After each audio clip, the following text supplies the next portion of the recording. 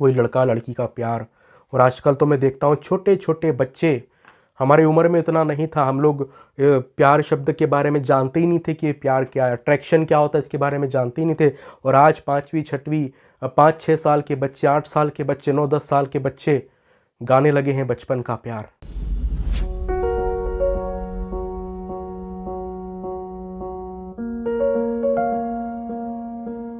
आप सबको प्रभु यीशु मसीह के नाम में जय मसीह की। मैं अर्पण मसीह ओमेगा कलीसिया के यूट्यूब चैनल पर आप सबका स्वागत करता हूं। आज का ये वीडियो आप लोगों के लिए बहुत ही आशीषित होने वाला है, क्योंकि आज मैं आपको ऐसी बातें बताने वाला हूं जिसके द्वारा आपकी आत्मिक आंखें खुल जाएगी और आप प्रभु के और अधिक निकट आ जाओगे। आज बहुत से ऐसे लोग हैं जो परमेश्वर की संगति से दूर है, प्रभु से दूर है, उसकी समीपता में नहीं है, उसकी निकटता में नहीं है। और मैं विश्वास करता हूं कि आज इस वीडियो के द्वारा आप प्रभु के और निकट आ जाओगे और परमेश्वर के लिए, प्रभु यीशु मसीह के द्वितीय आगमन के लिए, उसके न्याय के लिए आप अपने आप को तैयार करना शुरू कर दोगे। तो आइए हम लोग वीडियो में आगे बढ़ते हैं। और आज मैं बात करने वाला हूँ उन सारे टेलीविज़न शोज़ के ऊपर जो आज इस दुनिया में दिखाए जाते हैं। हमारे भारत में ऐसे बहुत से लोग हैं जो उन टेलीविज़न शो के आदी हो चुके हैं। और मैं जानता हूँ कि इस लॉकडाउन में, जब इस कोरोना की वजह से लॉकडाउन लगा था अपने भारत देश में, इस लॉकडाउन में बहुत से लोगों ने, बहुत से मसीह लोगों ने, बहुत से विश्वासियों ने उन टेलीविज़न के उन फालतू शो में अपना समय गंवाया है। बहुत से लोगों ने उन सारे प्रोग्राम्स में और जितने भी टेलीविज़न पे जो भी चीज़ें दिखाई जाती है, चाहे मूवीज़ हो, चाहे जो कुछ भी हो, उन सारी चीज़ों में मसीही लोगों ने, खासकर विश्वासियों ने, प्रभु के लोगों ने अपने समय को गंवाया है। इफिसियों की पत्री और उसके 5 अध्याय और उसके 16 वचन में लिखा हुआ है कि अवसर को बहुमूल्य समझो क्योंकि दिन बुरे हैं।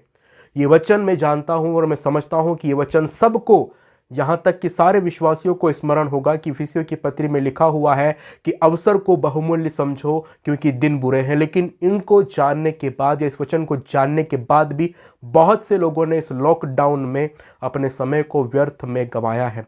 जो समय वो प्रभु को दे सकते थे, जो समय वो प्रभु की संगति में व्यतीत कर सकते थे, जो समय वो परमेश्वर के साथ सहभागिता में व्यतीत कर सकते थे, उस समय को उन्होंने व्यर्थ में यूं ही गंवा दिया। और एक चीज़ हम हमेशा ध्यान में रखें कि एक बार जो वक्त गुजर जाता है वो दोबारा वापस लौट कर नहीं आता है। मैं आपको आज बताना चाहता हूं कि हम लोग टेलीविज़न पे जो भी शो देखते हैं, है ना, उनमें से मैं कुछ चुनिंदा शो का नाम आप लोगों के सामने लूंगा और उन शो के बारे में मैं आपको बताऊंगा कि वो किस तरह से हमारी मानसिकता को भ्रष्ट करते हैं, हमारे विचारों को भ्रष्ट करते हैं, हमारी आत्मिकता को गहरा आघात पहुंचाते हैं। किस तरह से हम सभी लोग तारक मेहता के उल्टा चश्मा को और शो को बहुत अच्छी तरीके से जानते हैं।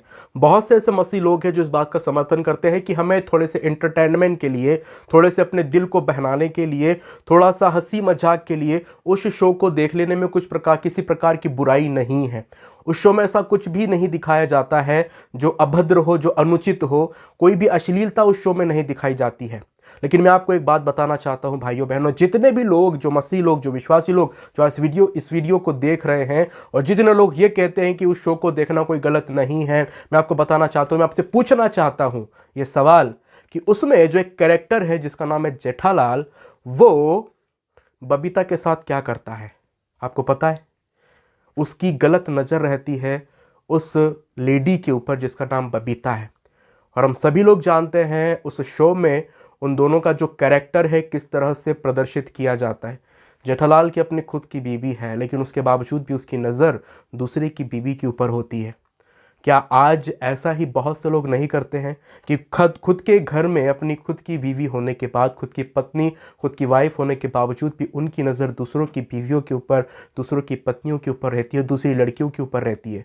ये विचार कहाँ से आया? इस शो से, कि जेठालाल तो ऐसा करता है, मैं भी ऐसा करूँगा तो कुछ गलत नहीं है।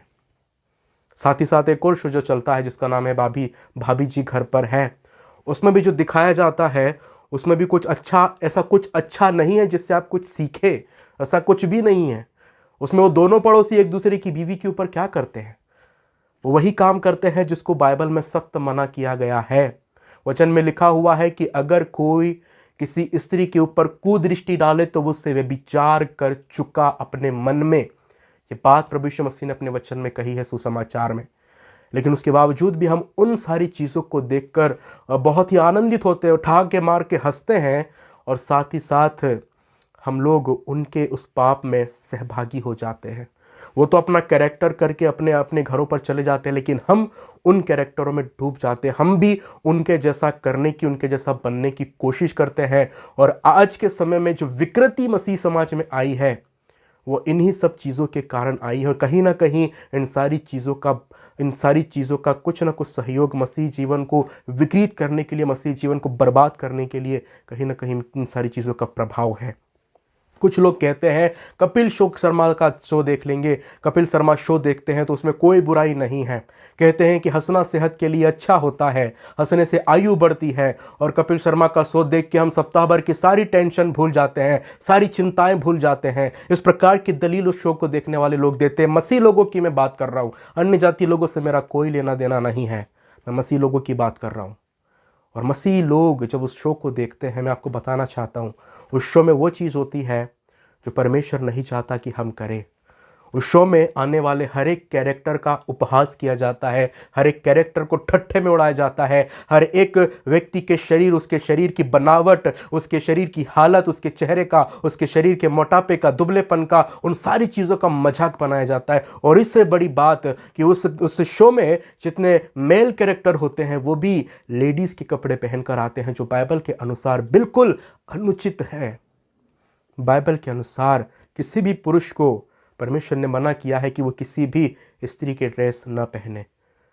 लड़का लड़कों वाले ही ड्रेस पहने। जो पुरुष है उनके पहनावे अलग है, स्त्रियों के पहनावे अलग है। लेकिन उस शो में जो अभद्रता दिखाई जाती है, जो ठट्ठा किया जाता, जो उपहास किया जाता, वही हम लोग घरों में देखते हैं। हम लोग देखते हैं कि किस तरह से उस शो में एक दूसरे के ऊपर कमेंट पास किए जाते हैं, वैसे ही घरों में एक दूसरे के ऊपर कमेंट पास होते हैं, है ना। बच्चे आज जो सीख रहे हैं, आज जो बच्चों में जो मसीही गुण नहीं है, आज जो बच्चों में प्रभु का वचन नहीं है, कैसे होगा जब बच्चे उन सारी चीज़ों को बचपन से देखते हैं। हम खुद उनको लेके बैठते हैं उन सारे शो को देखने के लिए। कोई भी एक लाभ मुझे आप बता दो। आप कहोगे कि हंसने से उम्र बढ़ती है। परमेश्वर के वचन में कहाँ लिखा हुआ है कि हंसने से उम्र बढ़ती है? वचन में लिखा हुआ है परमेश्वर का भय मानने से आयु बढ़ती है। परमेश्वर का भय मानने से उम्र बढ़ती है, हंसने से नहीं। हंसने से सारी बीमारियां दूर हो जाती है।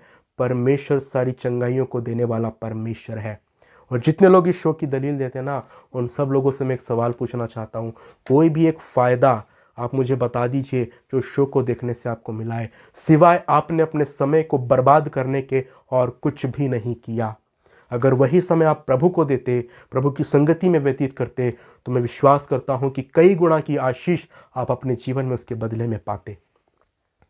और इसके अलावा जो शो आते हैं टेलीविज़न पर, जो डेली चलते हैं शाम को 6-7 बजे से, जो चालू हो जाते हैं रात के 11-12 बजे तक, हर शो में, हर एक शो को आप लोग देखोगे, उसमें सास बहू के झगड़े के अलावा कुछ भी नहीं दिखाया जाता है, कुछ भी नहीं। और वही सारी चीज़ें उन जो भी लोग टेलीविजन में देखते हैं, वही सारी चीज़ें घर में होती है। फिर लोग बोलते हैं कि मेरे घर में झगड़े क्यों हो रहे हैं, मेरे परिवार में झगड़े क्यों हो रहे हैं।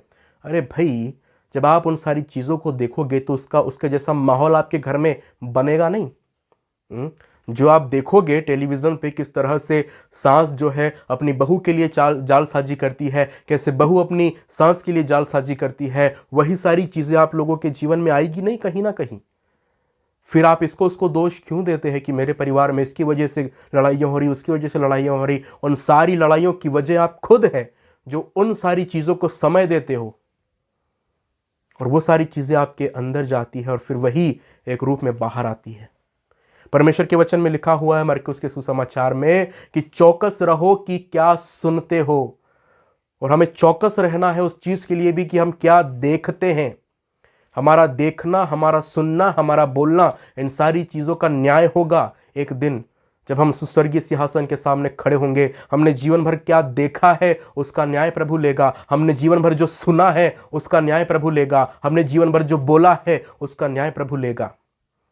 मसीह जीवन कोई साधारण जीवन नहीं है जिसको हम हल्के में लेकर चले भाइयों बहनों। हम उस राज्य के वारिस होने वाले हैं जो स्वर्ग का राज्य परमेश्वर अपने चुने हुए लोगों को देना चाहता है। और उस राज्य के लिए हम अपने आप को कैसे तैयार कर रहे हैं? जब इन सारी चीज़ों में हम अपने समय को बिताएंगे तो प्रभु के लिए तैयार करने के लिए, प्रभु के लिए अपने आप को तैयार करने के लिए हमारे पास समय कहाँ है? इसलिए तो पौलुस कहता है कि समय को बहुमूल्य समझो, क्योंकि दिन बुरे हैं। और आज जितना बुरा समय चल रहा है, मैं विश्वास करता हूं इससे कहीं ज़्यादा बुरा समय आने वाला है, जब लोगों के अंदर से परमेश्वर के प्रति जो प्रेम है वो पूरी तरह से ठंडा पड़ जाएगा। क्योंकि वचन में साफ लिखा हुआ है कि अधर्म के बढ़ने से बहुतों का प्रेम ठंडा पड़ जाएगा। और जैसे जैसे बुराइयां बढ़ रही है इस संसार में, परमेश्वर के प्रति जो लोगों का प्रेम है वो धीरे धीरे ठंडा पड़ता जा रहा है। धीरे धीरे लोग परमेश्वर के साथ समय बिताना भूल रहे हैं। उनके पास समय नहीं है। जो 1-1.5 घंटा Kapil Sharma show, big boss और ये भी जितने भी शो टेलीविज़न पे चलते हैं, वो समय अगर आप प्रभु को दोगे तो प्रभु इसके बदले में कितनी आशीष आपको देगा, आप कल्पना भी नहीं कर सकते। हम क्या करें? हमारे पास समय रहता है, हम घर में बोर हो जाते हैं, हम लोग क्या करें? हमारे पास करने के लिए कुछ नहीं है, दिल बहलाने के लिए टीवी देख लेते हैं। वचन में लिखा हुआ है इफिसियों की पत्री और उसके 5 अध्याय और उसके 19 वचन में, और आपस में भजन और स्तुति गान और आत्मिक गीत गाया करो और अपने अपने मन में प्रभु के सामने गाते और कीर्तन करते रहो। जब आपके पास खाली समय हो तो आप परमेश्वर के भजन स्तुति के गीतों को गाओ, परमेश्वर की महिमा करो, परमेश्वर के वचन को पढ़ो अपने खाली समय में। यही तो हमारा काम है जो हमें अनंत जीवन में करना है, हमेशा के लिए। उस स्वर्ग सिंहासन पर विराजने वाले परमेश्वर के सम्मुख खड़े होकर उस पवित्र पवित्र पवित्र परमेश्वर की महिमा करना है, हालेलुया के नारे लगाना है जीवन भर। इसके अलावा और क्या काम है? उसकी प्रैक्टिस अभी हमें करना है। मैं आपको एक बात बता दूं भाइयों बहनों, ये थोड़े समय का मनोरंजन, थोड़े समय की हंसी आपको अनंत काल तक रुलाएगी। थोड़े समय का मनोरंजन आपको अनंत काल का दंड देगा। थोड़े समय की हंसी खुशी, थोड़े समय का ये उपहास, ये ठट्ठा आपको अनंत काल की पीड़ा देगा भाइयों बहनों। अगर आप उस पीड़ा से बचना चाहते हैं, अगर आप उस दर्द से बचना चाहते हैं, तो आज ही प्रभु के साथ अपने समय को बिताइए। और जहाँ रही फिल्मी सॉन्ग सुनने वाले लोगों की बात, उनके लिए भी मैं एक बात बता दूं, आप लोग क्या सुनते हो उसमें से? आप जो सुनते हो वो आपके अंदर जाता है। जैसे हम भोजन खाते और जो भोजन हमारे पेट में जाता है, वैसे ही हमारे कान भी, है ना, उन सारी चीज़ों को सुनते और वो हमारे दिल, हमारे मन में जाता है और वो हमारे मन में बस जाते हैं, वो गीत, वो सॉन्ग, है ना। और वही सब चीज़ें हमारे दिमाग में घूमती रहती है। फिर वही लड़का लड़की का प्यार। और आजकल तो मैं देखता हूँ छोटे छोटे बच्चे, हमारी उम्र में इतना नहीं था, हम लोग प्यार शब्द के बारे में जानते ही नहीं थे कि प्यार क्या है, अट्रैक्शन क्या होता है, इसके बारे में जानते ही नहीं थे। और आज 5वीं 6वीं 5-6 साल के बच्चे, 8 साल के बच्चे, 9-10 साल के बच्चे गाने लगे हैं बचपन का प्यार। कहाँ है मसीहियत? कहाँ है प्रभु यीशु मसीह? कहाँ है उसके आगमन के लिए अपने आप को तैयार करना? ये सब चीज़ें कहाँ पर है? लोग भूलते जा रहे हैं।